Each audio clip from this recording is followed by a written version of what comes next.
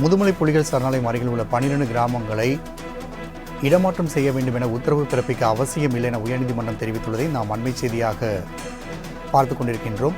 மேலும் கூடுதல் விவரம் செய்த கிருஷ்ணா வழங்கி கேட்கலாம். கிருஷ்ணா, இந்த உத்தரவு குறித்தான கூடுதல் விவரங்களை பதிவு பண்ணுங்க. வணக்கம்.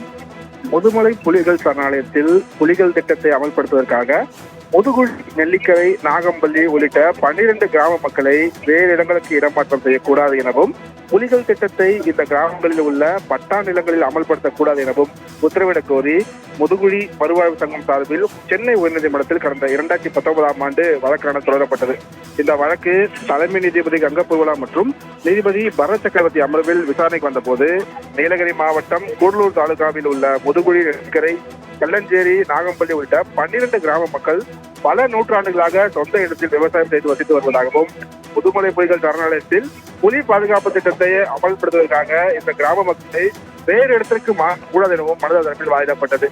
தமிழக அரசு தரப்பில் 321 சதுர கிலோமீட்டர் பரப்பில் அமைந்துள்ள முதுமலை புலிகள் சரணாலயத்தில் 12 கிராமங்களில் வசித்து வரக்கூடிய 786 குடும்பங்களில் சுமார் 681 குடும்பங்களுக்கு தலா 10 லட்சம் ரூபாய் இழப்பீடு வழங்கி வேறு இடங்களுக்கு இடமாற்றம் செய்யப்பட்டிருப்பதாகவும் மீதமுள்ள 105 குடும்பங்களில் 32 குடும்பங்களுக்கு தலா 4 லட்சம் ரூபாய் இழப்பீடு வழங்கப்பட்டுள்ளதாகவும் மற்ற குடும்பத்தினரை வேறு இடங்களுக்கு இடமாற்றம் பணிகள் பரிசீலனை இருப்பதாகவும் விளக்கம் அளிக்கப்பட்டது. இருதரப்பு வாதங்களையும் கேட்ட நீதிபதிகள் 12 கிராமங்களில் வசித்து வந்த 80 முதல் 85% குடும்பத்தினர் ஏற்கனவே வேறு இடங்களுக்கு இடமாற்றம் செய்யப்பட்டுள்ள நிலையில் மேற்கொண்டு இந்த வழக்கில் எந்த உத்தரவும் பிறப்பிக்க முடிய அவசியம் இல்லை என்று கூறி தனிப்பட்ட நபர்களுக்கு ஏதேனும் குறைகள் இருந்தால் அவர்கள் வழக்கு தொடரலாம் எனும் கூறி இந்த வழக்கையும் முடித்து வைத்திருக்கிறார்கள். ராம்குமார்.